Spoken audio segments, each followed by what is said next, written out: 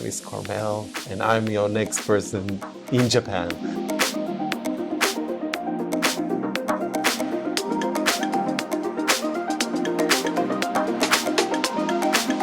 Well, Carmel, I want to thank you, first of all, for coming here early this morning.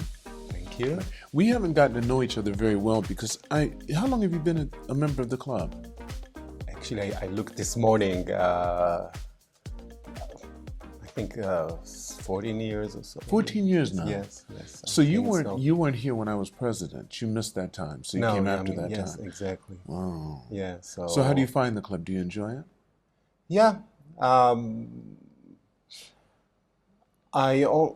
When we first evaluated joining this club, our children, I will tell you, probably will ask about it later. We're going to Japanese school and job, work life, and so on. We didn't see so much opportunity to enjoy the club. But after I joined the club, it was really, for me, an social opportunity, meeting new people, and also later on introducing to endurance sports. That was the club. Thanks to the club, I ran my first marathon in 2015, which I wasn't aware that I was able to run a marathon, or didn't even think about it at all. So yeah, a lot of benefits, and yeah, I really enjoy it. That's beautiful. Yeah. I would say 80% of all the people I have on my podcast over this past 4 years have been members of this club. And my whole premise from the beginning, because of COVID, my premise was to get members to get to know each other better, because we can know them for years and years, but not know anything about them. Like, for example, where they were born, if they have siblings or whatever. So that's what I'm really pushing now. So we can start with the first question. But not the first question. The first question was, how do you like the club? But where were you born? In Israel, Haifa, the north of Israel. And you stayed there until how old? I stayed there almost until I'm in Israel, almost until I moved to Japan. Yeah. So 14 years ago, you were in Israel. 14 years? No, not joined the club. Oh, you joined the club then, Japan, but you moved to Japan. How long have you been in Japan? I came the end of 92, so I'm 32 years in Japan. Actually, from this year, I'm more in Japan than in Israel. Is that? Yeah, it's a flip. Yeah, I'm more Japanese now. So tell me, what was it like when you were growing up? Do you have siblings? Yes, I have a brother, 7.5 years older than me. Okay. Yeah.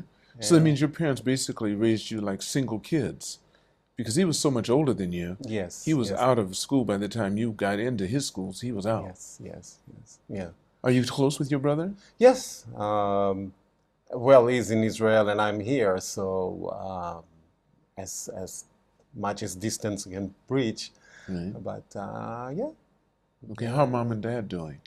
So my father passed away a year and a half ago. Sorry to hear that. Yeah. And my mother, yes, she's very active. Yeah, she is in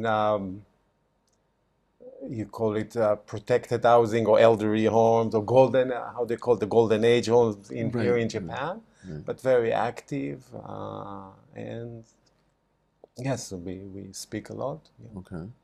All right. Is your wife Israeli as well? No, my wife is Japanese. Okay. So you weren't married when you first came here in the 90s, early 90s? No. Okay. And you've only been married once? Yes. And you have how many children now? 3 children. 3 children, and their ages are? So 27, the elder one, and 25, and 22, 20, to be 23 soon. Yeah.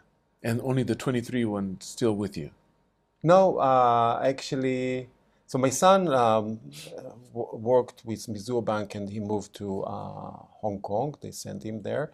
He's the oldest? Oldest one, yeah. Okay. So he recently returned to Tokyo because he assumed the job with Mitsubishi Morgan Stanley. So he's with us for the moment until he finds a an apartment to move. And you're not too sad about that. No, I yes, think you that's why like I'm that. always tell my wife, just embrace the Yeah, don't moment, let don't let him leave. Yeah, Yeah, yeah. exactly. We will have so much time to be by ourselves. Isn't that the So truth? yes, yes, And exactly. sometimes I even wonder, Carmel, why do we our society's made to do it, but why don't we live together?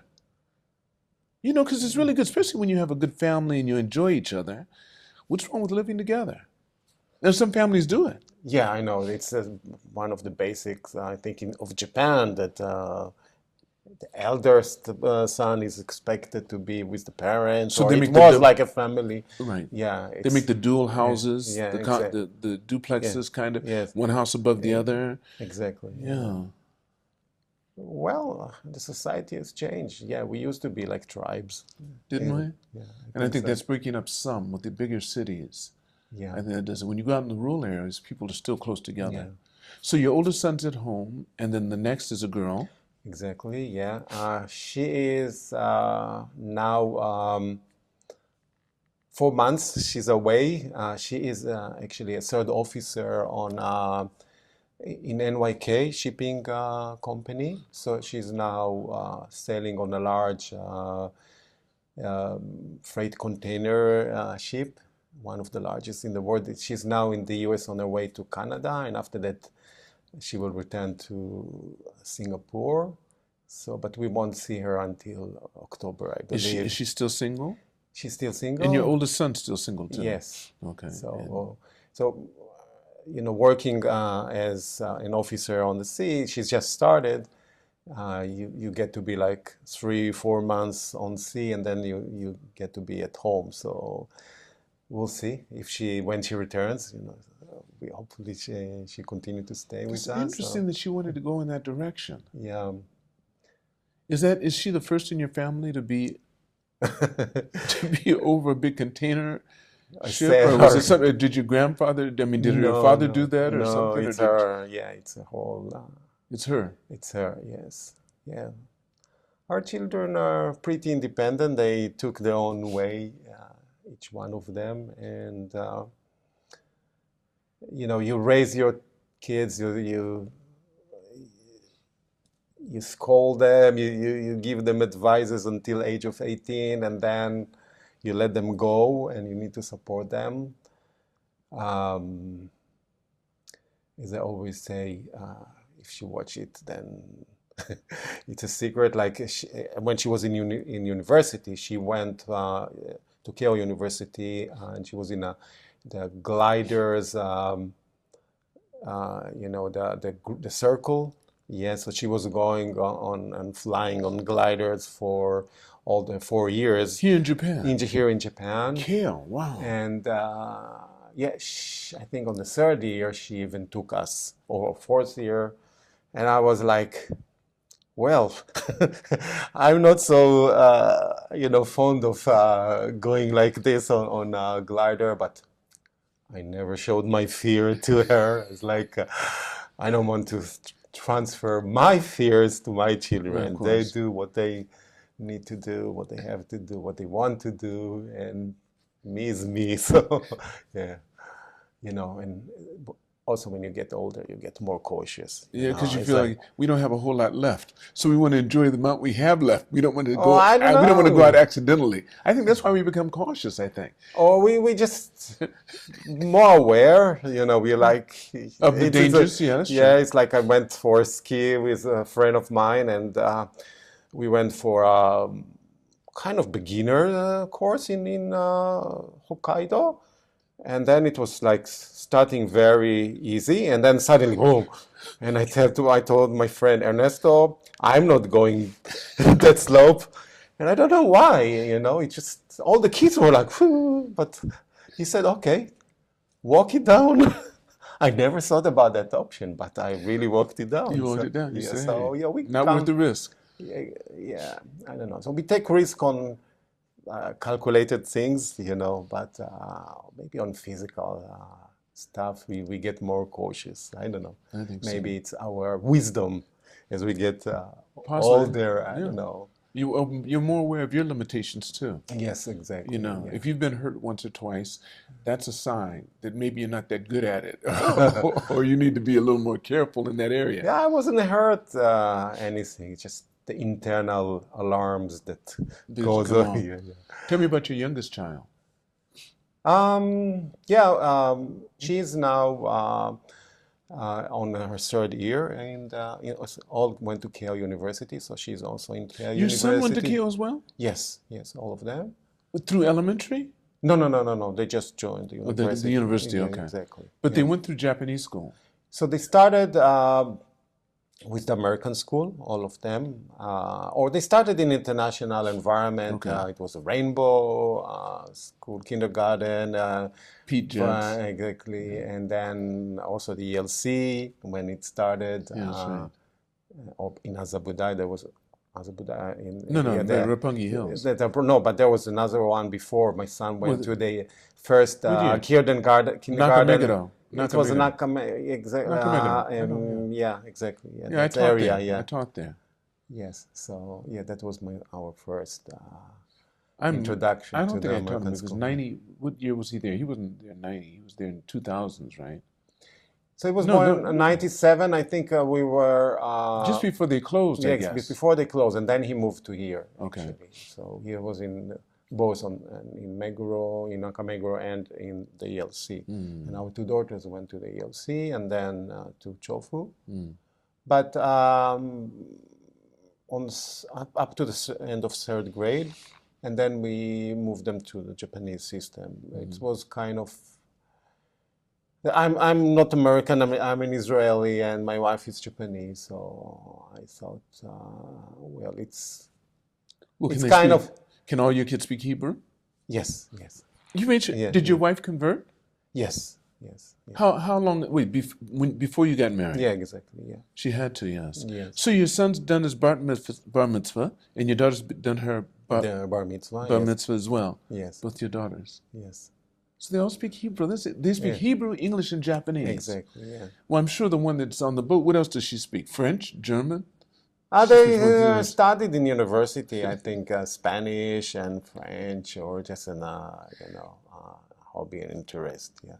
But You must be very proud of your kids. You have to be.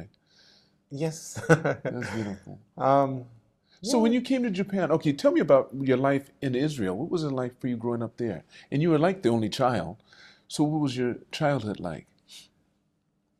Yeah, living in Haifa, it's it's Israel is kind of narrow and long country. It's it's a long seashore. So as a child, I used to go a lot to the sea, and that's why I don't have any fear of waves like for triathlons. Sea can be crazy as much as it wants, and I have no You're problems. good. And yeah, I'm good with that. So. Yeah, I was very much technology oriented. I always liked to fix things. What kind of work did your father do? So my father used to run a company in the packaging industry. Okay. So it was a cooperative with some partners, and he was also very kind of hand, mastering guy that can do everything, and I probably got that from him. I had no fear of disassembling our TV and fixing it. I was so curious. Yeah, my new dual analog and digital watch, of course. I investigated it. You couldn't put that back together. Your I watch? did it. I put it back together, and then I said, "Oh, I'm a master." And then I again took it off again and opened it, and that was the end. That was the end. It Yeah. didn't come a The second second time. time, yeah, second time, yeah. But yeah, I was very curious about all the devices and So yeah. you learned to work on your own and you didn't mind being alone, working on your things. So you could be in your room for a long time doing things. Yeah, of course, I had friends, but yeah, I Right. like to read, and yeah, I both, When you meet- read, what did you like to read as a child? I liked What kind of books? mystery books, science fiction was really exciting for me. Now, were you reading this in Hebrew or were you reading it in English? No, in Hebrew, in Hebrew. In Hebrew? Yeah, everything was in Hebrew. It was just, I think that in university and when I started to work, that English became more enhanced or a tool because when I joined my first company in Israel, it was an international company, in Israeli, but with global operations. So all the communication were in English. So that's the only time you had to really start focusing on English. Yeah, it was. I mean, focusing kind of natural. Okay, right. Yeah, just use it. It wasn't that I was like studying English or yeah. You didn't have to. Yeah, but in school, of course, yeah, we studied English. Right. But yeah, I think that living out of Israel, like here and Right. so on, brushed up my English vocabulary or whatever. Yeah. What was your you had 2 years in the service, right? I had 4 years 4 years. Four So years. what was Men your job? serve usually 3 years, but I was in the Air Force in technical position, so I had to sign for another year. So I was 4 years. So would you work on the dashboard? I mean, the dashboard, or did you work on the engines? On electronic equipment. Electronic equipment, Yeah, okay. So it's yeah. mostly the So dash, yeah. yeah, it's kind of the warfare, systems that sense and act on all kind of threats. Right. Oh. Yes. So you did that for 4 years, and then after you got out, you came straight to Japan? No, so actually, all my life was kind of in a rush because I was born in January and everything started in like in September. So always so I finished school, and that was in like June and July. I was already in the military service, and I finished the military service. Already the university year started. So okay, why lose another year or half a year? Just go to university. So it was always like this. And so finishing university, I already on the third year I got a job offer from Intel. We had a very nice. There is a very big R&D center in Haifa. My city. And then finishing university before starting in Inter, my brother he was living in Tel Aviv, and he went on a trip to Asia, and he said to me, why don't you try Tel Aviv before you start?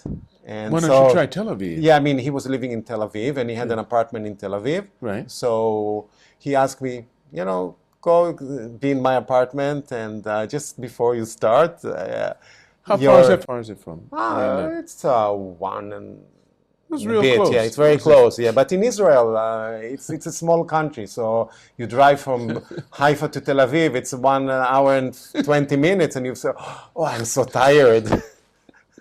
Because everything's used to be 15 minutes, right? Yeah, so usually, yeah, so it's kind of when you live in a small country, Right. moderate distances seems That's to right, be right. so far. So you stayed in Tel Aviv for So how long? I moved to Tel Aviv and I never came back to Haifa. I said to Intel, I need just wait for me. I need to move to do something for 2 months, and they said, well, we'll see. But I never returned. So the life of Tel Aviv. So what'd you do for income? So I moved to Tel Aviv, and I after a short time, I started to look for a job, and I found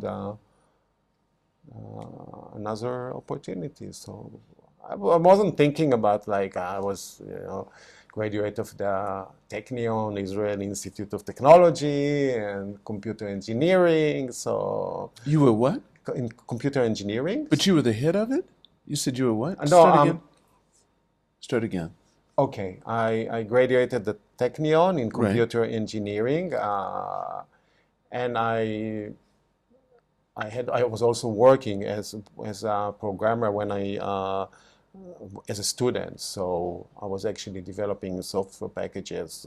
So I had some income, and I was not worrying about it. Okay, So young, and you don't you're not worried too much about, that's right. You you have just you have forever. exactly you just move into things that are right to that moment, to that temper or whatever. So yeah, I moved to Tel Aviv, and I liked it. I never actually returned. What about it did you like? The nightlife?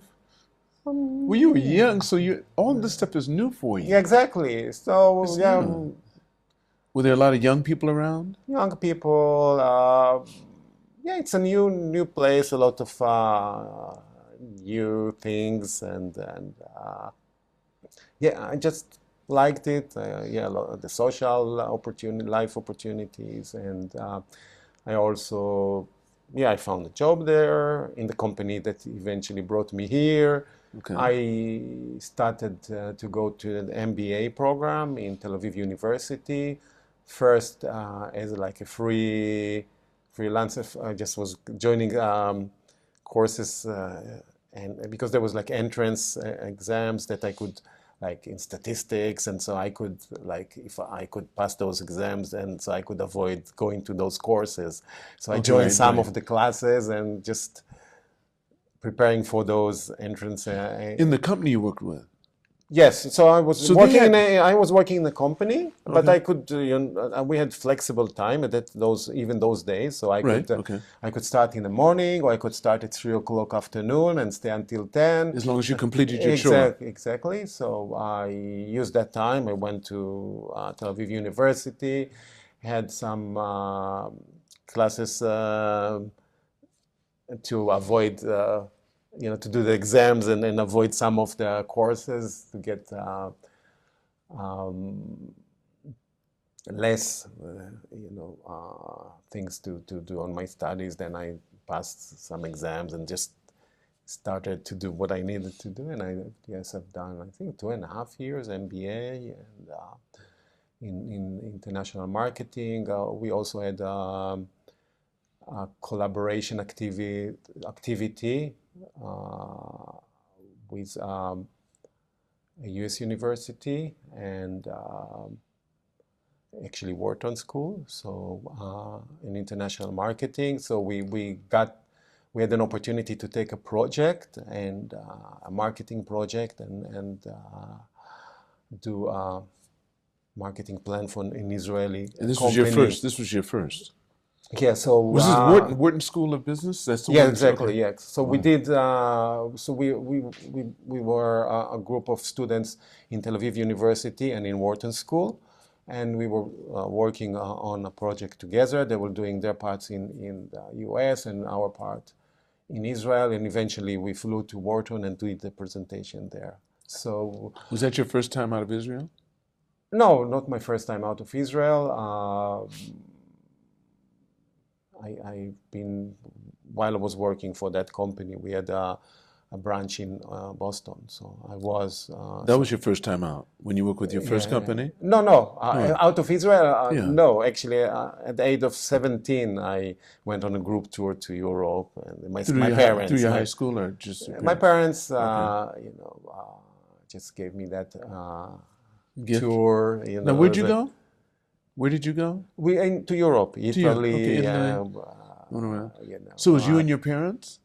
No, just a group of children, a group Oh, of so you age of guys went. 70, yes. And then, Wait, when you graduated from high school, you mean for a yeah, graduation gift? before graduation, because they knew I'm like born in January, so I won't be able to do any trip after, graduating. So that was the summer of when I was 17. Okay.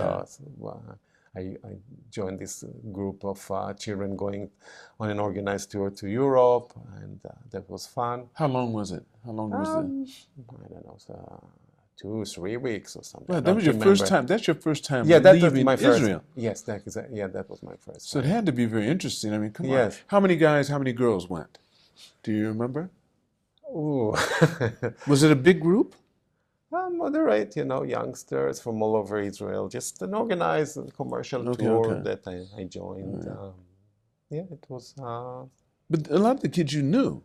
No, nobody. Oh, I haven't you didn't know anyone. anyone. Yeah, it's just kids from all over Israel, But some of and the kids obviously did know each other, but you didn't know anybody. no, I have. So yeah, so it was actually I really enjoyed it because nobody knew me, so it was an opportunity to be my new Right, me. right, create Yeah, your so new persona, yeah, right? exactly. I This is could new Carmel. exactly. Yeah, it was. Well, Yeah, how it's did that feel? How interesting. did it feel? How was it? Yeah, it was great actually. Yeah, I Where was did you very. enjoy most? Where you went? Where did you travel that you enjoyed the most? That stands out in your mind from that trip? And of course, it was a lovely tour to Europe. So, and also the interaction with the group that was very, very good. Yeah, I think. Yeah. That was the most memorable part of it? The Yes. interaction with the people that you were with? Yep. I think Okay. that was very good. Yeah, and the trip itself was very, you got to Europe first time. So you finished your military time, you come with a new company, right? So, If military, right, right, university, university, finishing university, moving to Tel Aviv, right. starting with the new company, and while working, doing my MBA, doing the project in Wharton School. We actually represented the Citrus Marketing Board of Israel. That was the Uh, project that that you were was in. there to market two new fruits into the U.S. One is the sweetie that is very famous in Japan. It's a fruit that was created from grapefruit and pomelo, the large Right. citrus. Yes. So that's a very sweet fruit. The problem was that it was green outside, so how to market it to the Americans that think that the green fruit is Still right, not not ripe. ripe and must be bitter. So, and then we had another tangerine. We call it sunrise, Okay. and it was very unique in the sense that you could peel it without any. Usually when you peel tangerine, your hands, your fingers become sticky and kind of. It's so And that sweet. one, the peel was very dry, so it was very easy to peel. So that we actually marketed as a TV fruit because the American usually watch TV and eat those small snacks, those Snickers or whatever, and they eat This is tons of them. healthy TV fruit. Yeah. Exactly. So you can peel it. You don't need to worry Do it with about your it. hands. Right. Exactly, and it's healthy. So yeah, it was an interesting project. So as a student, you get to do a real project that a company pays for it. So and we went to Morton.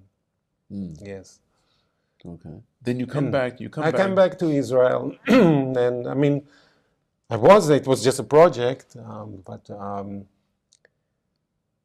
yes, I was in that company. I was heading a development team, and I learned that we have a joint venture in Japan, and we have a company in Japan. And actually, a guy that I knew was going to return from Japan,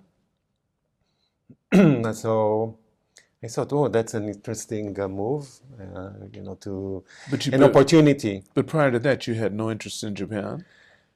Actually, when I was in mid school, um, on my way back, there was the Japanese museum, art museum in Haifa. Actually, that's the only Japanese museum in all the Middle East.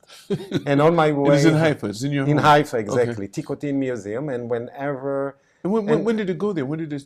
so on the way back home, it was free entry for students Okay. for school children. So I could just go in, and it's a small museum, and there were like bamboo and water streaming around it, and there was like postcards with Japanese images and so on.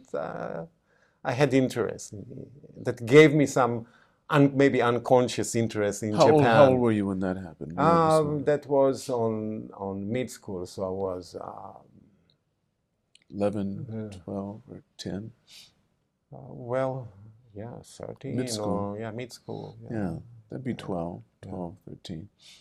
So, so that was probably in the back of my mind and the interest But in had you ever Japan. had any Asian friends?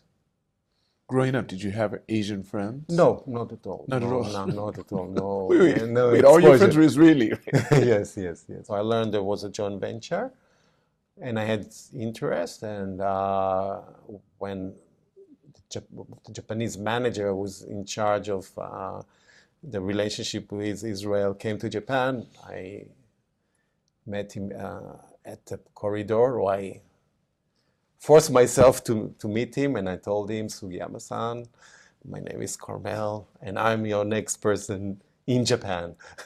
Before you even knew. Yeah, I saw him maybe on visits, but I came and I But you introduced couldn't, myself. you couldn't make that decision. Didn't you have to get approval from the company? Yeah, I had to make an approval, but I started to make my way. Okay. So, and I told my managers that I want to move to Japan. And in Japan, we were not doing any R&D, any development. It was a marketing and sales organization.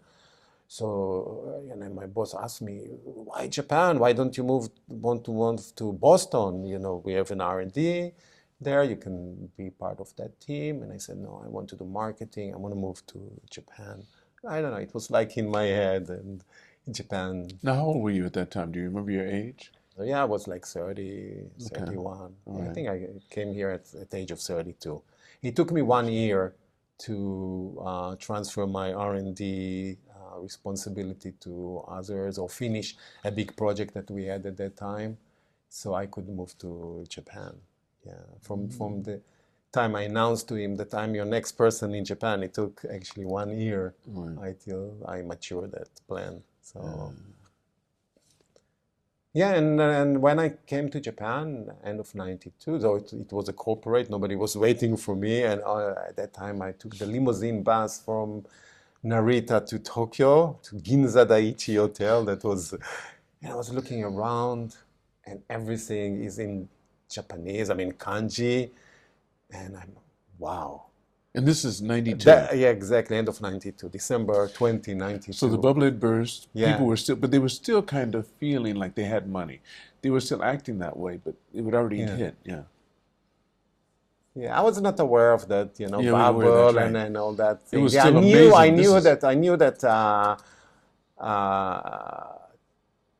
all that Japanese company, I mean, the joint venture we had, went on a trip to Guam on the bubble time. Yeah, yeah, they took right. everybody That's to right. Guam. Yeah, That's right. so I heard about that. Right. I was not, you know, too much learned about the bubble or about the Japanese economy, or everything was new to me. I didn't do. I was very busy in my work and in doing my life from day to day than to too much investigate Japan. Yeah, before going to Japan, I had a Japanese teacher who gave me like 2 hours per week to start to study katakana or Gana, whatever. But I remember the week before I moved to Japan, I asked him, "Can you give me some practical advice, like how do you ask for one more towel at the hotel?" Or so it wasn't really so beneficial, Yeah, Right. but Nothing you could use in business, I right? mean, exactly. So yeah, I moved to Japan. I came. I was said, "Wow." I was amazed on the way about the move I did, because I I realized that it's completely new, because So I that can't hit. read anything. When did it And hit you? It hit you when after you landed? That's when it hit you in the. yeah, exactly. Like on the way from Narita to Tokyo, on the limousine bus, you look outside and you can't read anything. Right. Yeah, that moment is like, wow. The first months of me coming to Japan, I didn't use the Yamanote line because they didn't have English signs. It was only the subway that had English signs. So first months I was like, why, Right. challenged more things. So I was using the subway, yeah. Right. And Yeah, those. So in Japan, you are a guest Hmm. for a limited time. Through the first 3 months, you may be a guest. Everybody will Right. speak to you in English or support you, but after 3 months, you're supposed to Start to find your way. find your way and become one of the group. So we were going to clients, doing presentations. I would do them in English. Somebody would translate to Japanese.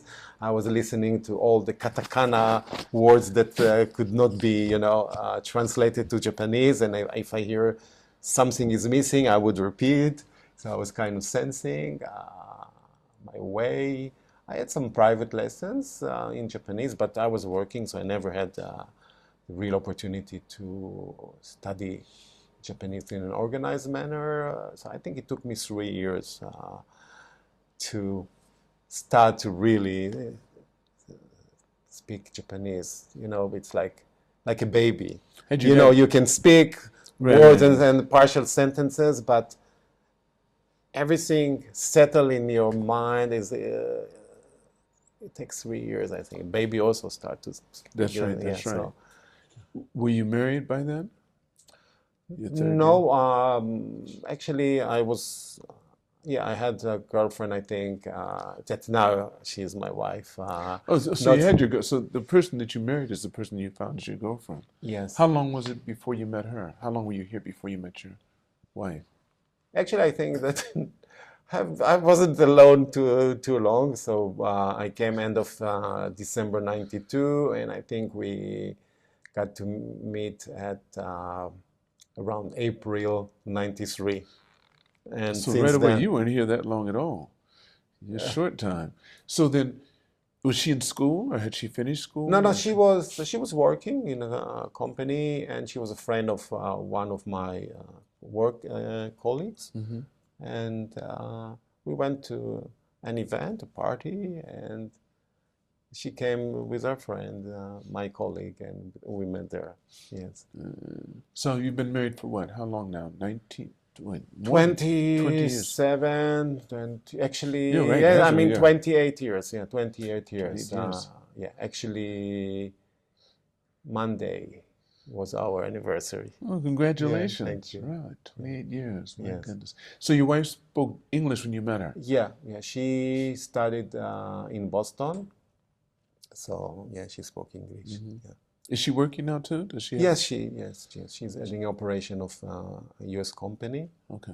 You said she's an artist or she No, does she that work? studied No, well. also photography while in university. So she Hmm. is the photographer, Mm. the artist in our family. Yes. So you met her here in Tokyo. In Tokyo, yes. Okay. Is she from Tokyo?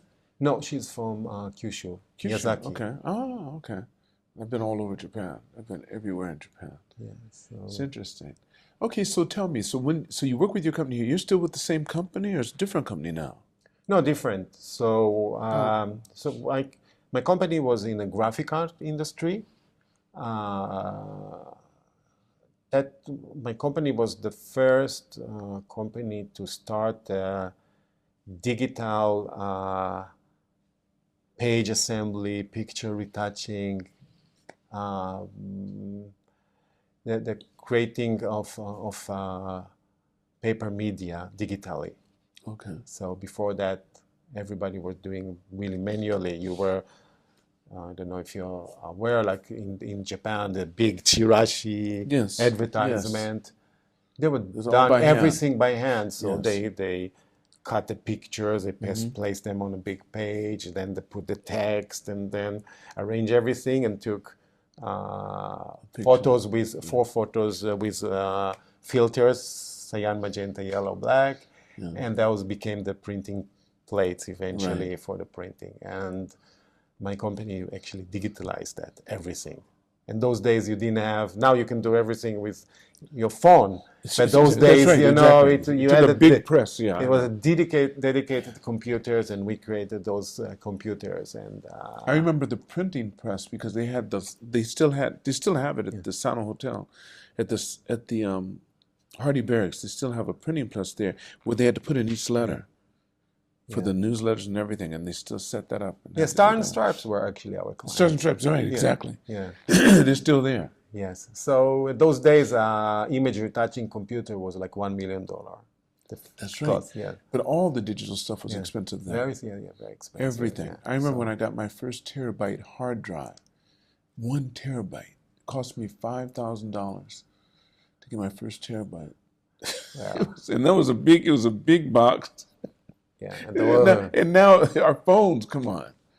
It's Well, ridiculous. we were working with 64 megabyte That's memory right, we were. and No, doing 32, retouching. 32. Wasn't it 32 and No, 64? we had dedicated computers, but and Yours was then the 64, the big discs ones. were like, we called them washing machine because they were That's right. huge, Right, big, you had to put, right, yeah, exactly. So, yeah. So, yeah, so that company actually created the digital graphic arts. This is the flatbed scanner that you know today, and that is, yeah. So everything. The company that you work for is the one Yeah. that did it. Yes, exactly. The LCD, the camera, the digital camera. We purchased a company called Leaf in Boston that developed the first camera back. That you had the digital, yeah. So you had ordinary cameras, and instead of the film, you right. attached digital LCD back, yeah, and use it. I remember when that happened. So I'm really big into. But I know Kodak's the one that started the first digital, and we were for professional. So our clients were real professional photographers, and yeah. So no, but I know. But I'm saying that Kodak developed the first digital camera, but they didn't use it because they thought it would interrupt their print, which they made so much, and all the ink and everything. They didn't want. So wait. You don't have to use it in the. We have a stockpile of this, and we have the market. I think they had 80% or something, the whole market. So they didn't touch it. That was a big mistake. Yeah. So now, then you moved to the company you're with now? No. So so the first years I was focusing on like the publishing, printing industry, and then at 98. How far did you get up in that company? You know, the Japanese way. I've started as managing a large project with big printing companies here in Japan, Topan Printing, Dainippon. Did you do that in Japanese? A lot of your work? I mean, as much as I could, you know. Did you have to read and write it as well? Well, I had my team that I work with the Japanese, yeah, and we didn't have any Google Translate those days. Nothing. It was, yeah, you know, kanji tracking was with the those dictionaries and how many strokes. Right. With the eyes, right.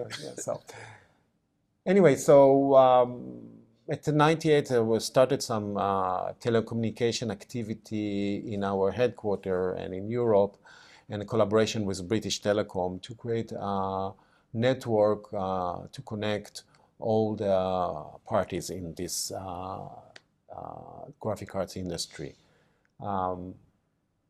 I found it interesting, and I said, okay, I'll start it in Japan. And at that time, NTT started the fiber infrastructure, the fiber network that connected all major cities in Japan.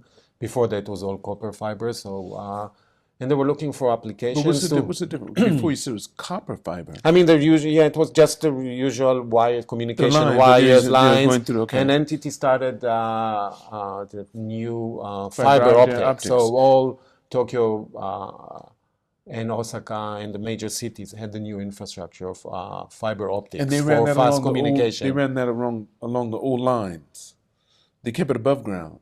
No, they were, I think, underground. The fiber optics went underground? Okay. So underground, I think. And so they were looking for applications to run on that tremendous bandwidth network, new network. And then I had a friend who was doing some project with NTT, and, connections. And I got into them and pitched that we can do the network that connect all the printing industry over fibers, and printing industry use very large images. So, photography, magazines. So, and they used to move them all by magnetic optical discs. So my proposition was doing it all online. So we started the name of the company was VIO. It was an ASP, application service provider, that connected all the printing industry, even the companies, even they were competing. There was a network that Tiny Bone Printing, Topam Printing, Dentsu, the largest, advertising agency, Hakomodo, and all those came on our network, and so that was really something new. And we established a new company, and I moved to that company. What position did you get in that I company? was a director, You representative ran that, director. okay. Yes. So But it was a new company, right? new So you company. started it as the director. Yeah, so but it wasn't like a real startup in the sense that it came from the corporate. So I still Okay, so you had a backing. You had backing. I had an office inside the office, the main office building of the company that I worked with. They gave, I mean, my company had injected some capital, and then I got additional capital from NTT. So yeah, we started, and it was pretty good business, especially that Dentsu outsourced our network for their own use to connect with all their creators, and so it was pretty good. But in Europe, didn't it didn't go so well as in Japan, because they were dealing with many small creators and small companies, and the cost was kind of a burden. So in Japan, we had like huge client like Dentsu that only them as the client That's right. already You're good. You're broke, good. broke even our business. So anyway, so it didn't work well so much in Europe, and the British Telecom decided to, stop doing this business. So stop that activity, and we have an R&D in Israel for that, and eventually a VC in London bought the company, and they were not capable of doing in Japan. It was too much for them, so we had to run down. So yeah, so at that time, that was actually the end of my expat life. Was it really? Yeah, because I was only an No, expat all what year those was days. that? What year was that? That That you was stopped? 2002 or something, Okay. between So good. 2000, yeah. So what'd you find yourself doing after that? So yeah, I thought about entering another company. I went like to two recruiters, but it didn't seem that it's going to be something like I want. You were thinking about starting another company, but to stay in Japan, though. Yeah, stay in Japan. Stay in I Japan. haven't thought about returning. Leaving, No, okay. that wasn't. That wasn't a part of the picture. Yeah. Exactly. Yeah, I was here. I've already children. Yeah, my So son. you've had no desire. Once you got married, you had no desire, or maybe before I that. was running, kind of on my life here in Japan, and I was like, yeah, I didn't think it's just okay, finish one step, go to the next. I wasn't thinking about returning to Israel at that time. But you Yeah. still kept you didn't become a Japanese national. No, But I'm have you thought Israeli, about yes. it? Once I inquired about it, but I thought, in Japan you have to give up your other citizenship, and I didn't feel like Right. you're giving up my Israeli citizenship. I think it's Yeah, hard to, yeah, especially if you've served in your yeah. service, that indoctrination alone. Because I was in the Air Force. But I've known people, I don't think I've known anyone that's been in the service that's done it. But I know people that aren't in the service that have given up their nationality. Because Japan only allows one. Yeah. Right. So it's interesting. So you came here, so you finished that, you sold the company, was sold off, and then where'd you find yourself? For you're not an expat anymore, you're thinking, okay, my lifestyle's not changed. But while you were an expat, were you a member? No, you didn't No, become. no, I You was never not. became a member. You always No. thought the American club isn't necessarily your cup of tea yet at this Yeah, time. I was too busy, Okay. I didn't see myself coming here. My children were in Japanese school. They were going on school on Saturdays, and then they had all their activities, violin, whatever, and we never had time, Right, to really come beyond here. that. So, yeah. So So you, I started my own company, which did and what? Which did what? first I was like thinking about bringing Israeli products, some educational things into Japan. So I called the company Creative Tech because I wanted to bring some creative technologies from Israel because Israel had kind of image of creative country. And yeah, the first project was bringing board games from Israel, and I did since I was in the graphic arts industry, I knew all the publishers, so I did one licensing agreement with Gaken. Again, that's the educational company. And then I got an offer from an Israeli company in the telecommunication. They were to assume a managing director role with them. So, and since I was doing communication before that, VO, I decided yes. But how did they know about you? Through you no, sent your, what, my through friends, friends? exactly. Yeah. So yeah. So it's really close knit. Yeah, so actually my brother knew somebody who Okay. was heading the marketing on that company, and they were looking for somebody in Japan, and he said my brother in Japan for a long time, and we met, and yeah, and It I worked. got this job, and that was doing streaming of video over mobile network in 2002. At that time, we already had an application processor that could do video in 12 frames per second, and we had a backend net servers that could stream and reduce resolution and whatever, take care of limited network, and so that was my jump into the mobile communication. Yeah, I will not make it too long. I just tell you that it's not only technology, it's also the market environment. We had a very nice technology, but Entity Docomo were charging per packet. So That's right. and they will never, give up their business, model for new technology. So if you wanted to transmit a short article or CNN coverage, just communicating the data would be like 500 yen Right. without the cost of making the content. Right. So it Right. didn't make sense. Eventually, the market was not ready in those days Right. for uh,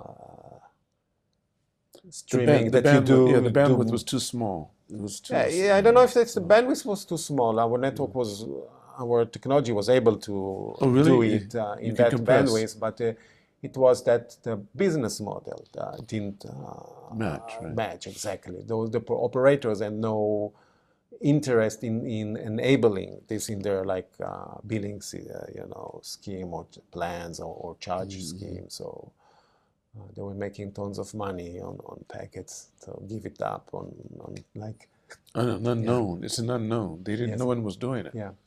So yeah, so that activity eventually also in Europe, and then it stopped, and so Japan as well. I had one project with SoftBank at that time. It was actually not SoftBank; it was Vodafone in those days, and then I returned to my company, but I had some already contacts in Europe, and so there was another company that I'm still doing the business now. It's called MBR Partners, and we were doing a business development, helping foreign companies, and especially in the telecommunication area, into Japan. So I've done a lot of projects with the Japanese operators, mobile operators mainly, from back-end system to front-end systems, and from 2007,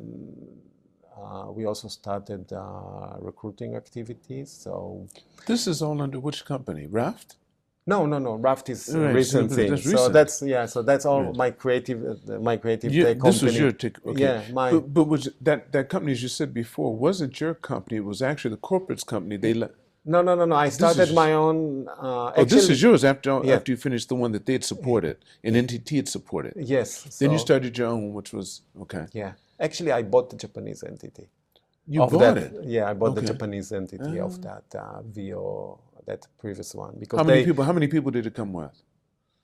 How many staff No, did you no, have with that? we had to let everybody. And let everyone go and start Yeah, again. yeah, Okay. yes, yes. So I just bought the entity and started my own All right. entity. Yeah, Uh, yeah. So do you still have that company? yes, yes, of course. Yeah, Okay. yeah, So for you sure. run that along with what you have now. Exactly. Yeah. So what you have now, but I read that the company that you have now, Raft, Yes, that's not your company.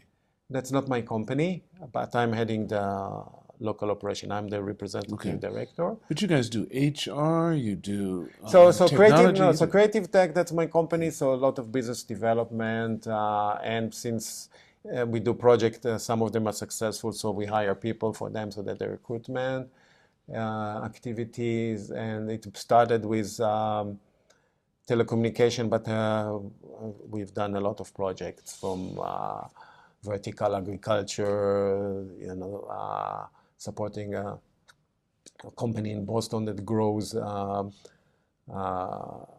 whole field of like lettuces or kale in a freight container They inside the do it freight inside the container. Because I know you inside. do the vertical Yes, it's a farming, right? vertical farming inside the Right, freight right. container. So a project like this, yeah, I've done a lot of projects. I also imported coffee machines and coffee from Italy, and provided a coffee service here in Tokyo. So I had the machines spread all over, like car dealers and beauty salons and embassies, and Okay. so and selling coffee capsules. How I've long done did a you how lot. long did you do that?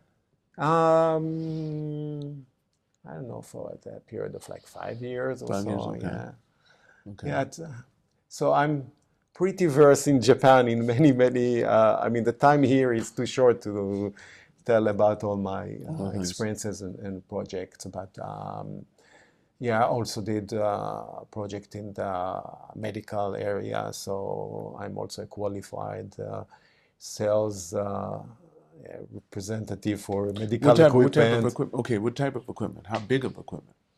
So what we did was actually with a friend of mine who is a member of the club. It was more healthcare, so Okay. like a mobile ECG device, and ECG, okay. yeah. So tell me this. So what do we find? We find you doing what you just mentioned today, right? Those are the different areas that you're in. Are any of them more interesting to you than the others that you're really focusing on right now? And so I'm doing. So another project I haven't mentioned to you, I was also helping a company in Boston to doing a trading platform for FX. So I helped them also start a business in Japan. So that was an introduction to the fintech and financial community in Japan and Tokyo. So now I'm also a director in a company that does a social trading platform for trading. So I've done a lot, and I can tell you that eventually businesses, though they are in different fields, and I've actually challenged and dealt with many fields in Japan. Uh, Eventually, business is business, so there are very much many similarities and doing, and so it helps me a lot. So to your question, what I like the most, everything that I did, I liked it because I took it very seriously, and I'm kind of doing it all person. So from like with Raft, for example, it started in at the COVID time. It's a wireless communication company. They needed to build receiving sites here, antenna sites in Tokyo or rural area in Shiba. So I started everything from scratch. They sent me, okay, that's how a station should be, and the plan, and had a subcontractor here and build it all from scratch. So doing it. After that, dealing with the Japanese regulator to obtain transmission licenses, and eventually engaging with financial community to do sales and business development activity. So yeah, I think every project that I did was kind of You a enjoy. whole. So very, very interesting, and I think I enjoyed it, Do you everything. think do you think one of the common factors to business are the people?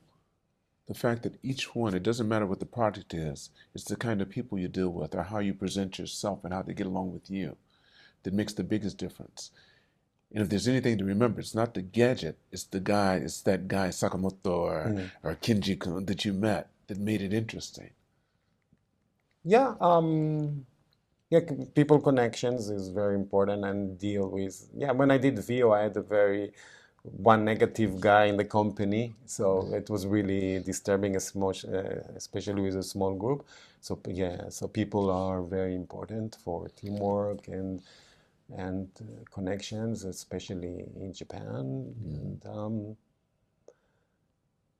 yeah, with all challenges and difficulties, I think I did quite well. When you're not finished, you got a Yes. lot more to do. Yeah, of course. No, Yeah, I'm don't still, make sound like yeah. you're not at the end of No, your no, no, road. no, no, no. I'm saying I'm just project. Yeah, like yesterday, I had I know. a call with an Israeli company who is doing some advertising distribution system, and they had some challenges with their team in Japan, so they asked for my consultation. And you said, So sure. yeah, no, so I met with their team. It was an interesting session. It was kind of also I'm coming, I have a lot of know-how in the graphic art. So um, yeah, I think I enjoy a lot more. Not only the business incentive,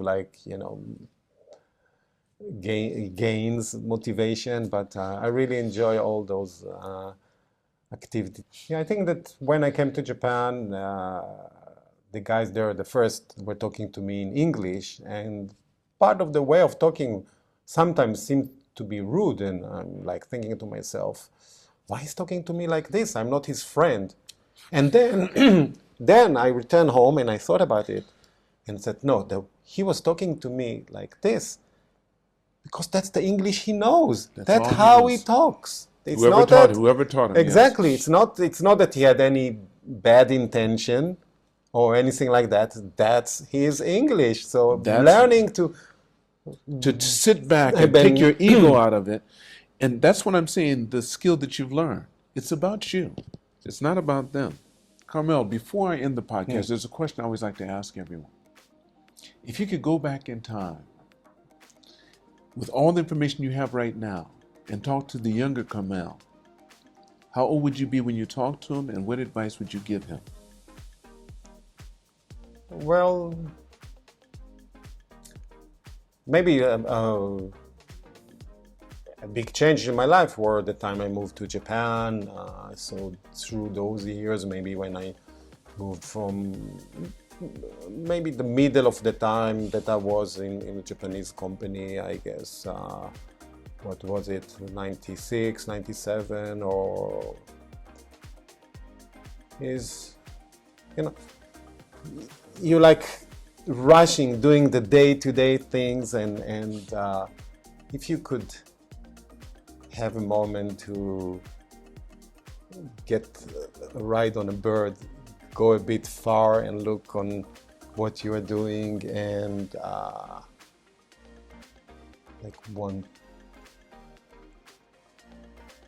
what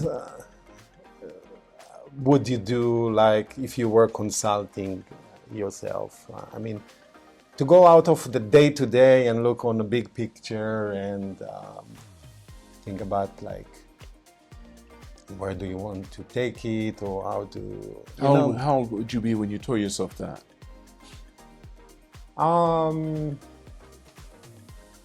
That would be 36, 38. I mean, that was those Interesting years, because you have a family now and Yeah. everything. Yeah, so yeah, because coming to a new place like Japan is a lot of opportunities. So if you sometimes you put kind of stop for a moment and think.